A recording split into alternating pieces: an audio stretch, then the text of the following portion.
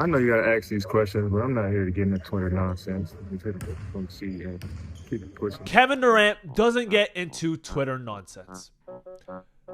Kevin Durant. Well, over 130,000 of you guys have watched part 1 of the KD files, and since that video has been released, a lot of new stuff has dropped. This is part 2 of the KD files, and honestly, it gets worse. Not only do we have more tweets about teammates, but we also have non-basketball related screenshots where KD is using slurs and joking about his drone investment. Plus, there is a lot of new evidence that proves that this burner account was Kevin Durant, so much so that someone made an entire website just to organize it all, which we would talk about. But first, we need to address the 2 current teammates that he was talking bad about, Jabari Smith and Alperen Sengun, their reactions to the file. First, let's get to Alpi. Okay, if you remember in the last video, I addressed Alpi and KD arguing on defense, complaining about the fact that he can't shoot or defend in his Twitter group chat. Well, this is about to be journalism at its finest, okay? First, we have Alperen Sengun posting all of his pictures from All-Star Weekend. All right, 19 slides. A classic IG girl photo dump. And if you notice, none of these photos include Kevin Durant, his current teammate, which is his only Rockets teammate that made the All-Star game. Now, he didn't include any other basketball players in these posts. Most of it is just family and friends. Not much there, except for maybe a couple of Instagram comments on Alpi's post. However, on Sengun's story, he reposted this photo with Jabari Smith. All right, the 2 of them hugging right here. Which leads us to Jabari Smith's post. And if you missed the first video, Jabari was accused by Kevin Durant of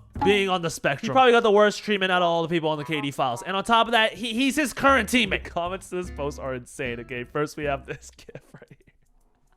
Jabari don't got a disability, just disability to get buckets. Hell no. But this response I found was really interesting. Okay, somebody commented, the wise man said nothing at all. Jabari Smith responds, yeah, no. Opting to go the silence route. Yet again, there's a lot of gifs, a lot of comments about Kevin Durant on this post. And that's one of the main concerns about these files, right? How are these KD files going to affect the locker room? You know, there's probably going to be a lot of media members asking them about the files. Is this drama going to ruin their chances at an NBA championship by creating friction within the locker room? Now, since these files have come out, there is actual film, actual ball, proving that Kevin Durant really can't trust Jabari as a basketball player. At one point in the 4th quarter, they were up by 11. Everybody, duck your heads.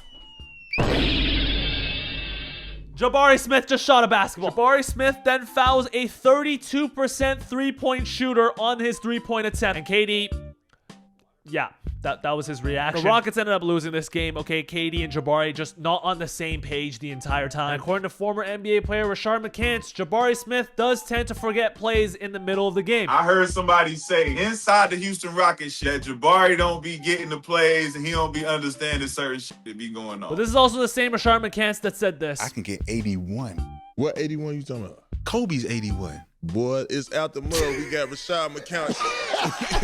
Kobe's 81. But after the All-Star weekend, the Rockets held their first practice back together. KD gets switched on to Jabari. 1-on-1. Barely hits the rim on a midi. KD might have been right. But the most important part of practice comes afterwards when KD finally gets interviewed, where he breaks his silence for the first time in 3 days. There was allegations of the All-Star. You used a burner account to disparage current and former teammates. The handle for the burner was GetHigher77. Is that your account? Did you send the messages to that? I know you gotta ask these questions, but I'm not here to get into Twitter nonsense. I'm just here to focus on the season, keep it pushing. All of a sudden, he doesn't have internet. Same guy who doesn't regret clapping back at anybody or talking to his fans on Twitter.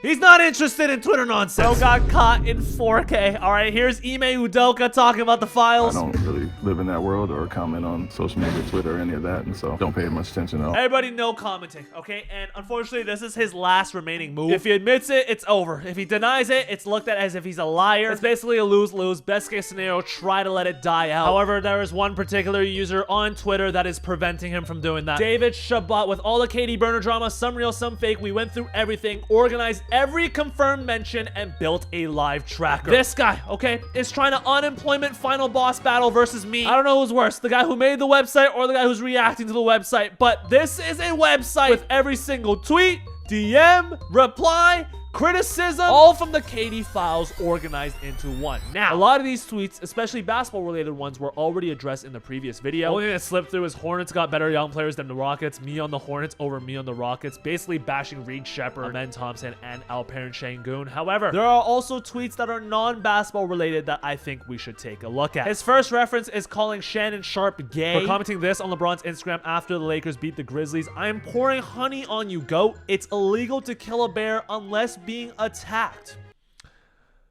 Katie says that was beyond gay. For verification purposes, this is the actual screenshot from the group chat. The next leak comes from when someone on Twitter was calling Kevin Durant a virgin. He went into the group chat saying, they slandering the body count, about to be on my Ray J sh. Again, here is the proof of the screenshot. And you know what I like about this website is it's very detailed. Gives you context to everything. Katie refers to himself as the God, identifies an active slander campaign against his body count, and threatens a Ray J style response. Ray J is known for releasing a sex tape with Kim K. Now, I'm supposed to provide additional proof later on in the video. However, one thing I want to point out is him referring to himself as the God in this leak. Him referring to himself in this way actually lines up with how he speaks in real life. If you could give up one thing for the rest of your life, Twitter or video games, damn, which one would it be?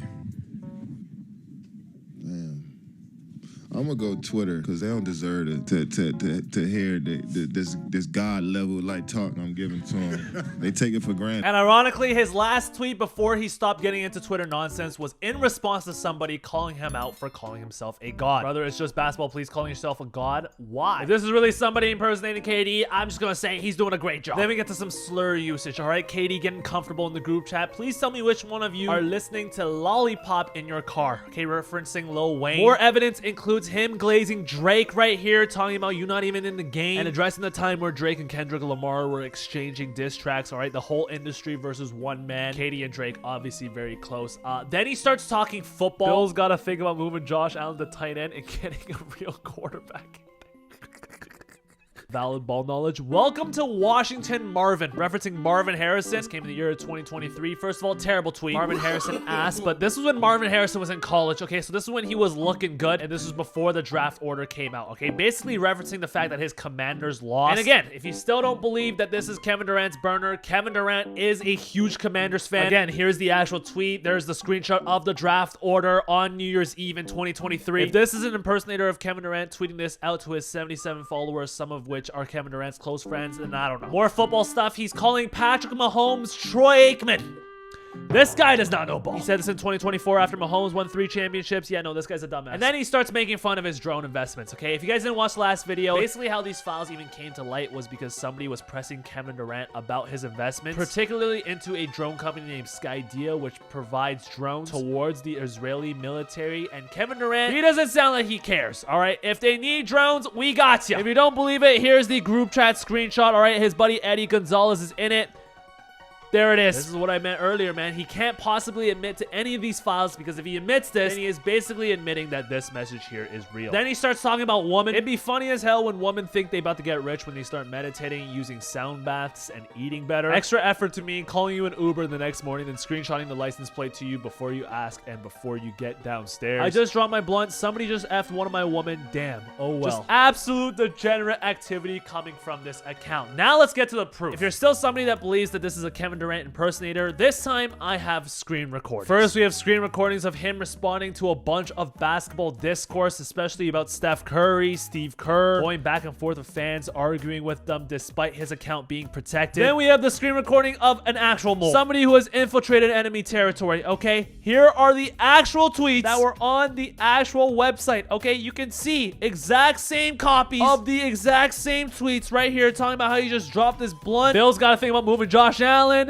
There's the draft order tweet. Welcome to Washington, Marvin. Again, this could just be a Kevin Durant impersonator. None of this is 100%. Probably will never get proved to be 100%, but this is as close as it gets. But now I want to address a couple of comments from part 1. I really like this theory right here. So this guy says that the owl post on his main was one of his ways to prove it was him to one of the group chats. If you guys didn't watch the last video, the owl in Katie's burner account matches an exact same screenshot that he posted on his main Twitter account. And this comment is basically saying that that was his verification to the group chat that he was actually in, that the burner account was Kevin Durant. Now, another theory that's been floating around is that the burner account is actually somebody from the Houston Rockets. It's just not Kevin Durant. That theory would be even scarier, okay? Because that means somebody from within the organization has decided to devote their lives to impersonating Kevin Durant. And he's impersonating him so hard that he's talking about the wellness of women like him, discussing Patrick Mahomes like him, Josh Allen like him. That one doesn't make any sense to me either, okay? If you were to ask me my personal opinion, I definitely believe it's real. Because if it is fake, why is the account private? Once this story came out, so many people would have poured into this account, giving it impressions, which leads to thousands thousands of dollars of Twitter revenue, okay? Why wouldn't this guy, if he was an impersonator, just take his money and leave? Instead of that, he's privating it to himself, to his 77 followers, supporting Drake and the Commanders, only talking about his teammates and past teammates. But again, none of it is conclusive, and if you're on that side, it's okay, because the main man himself, Neon,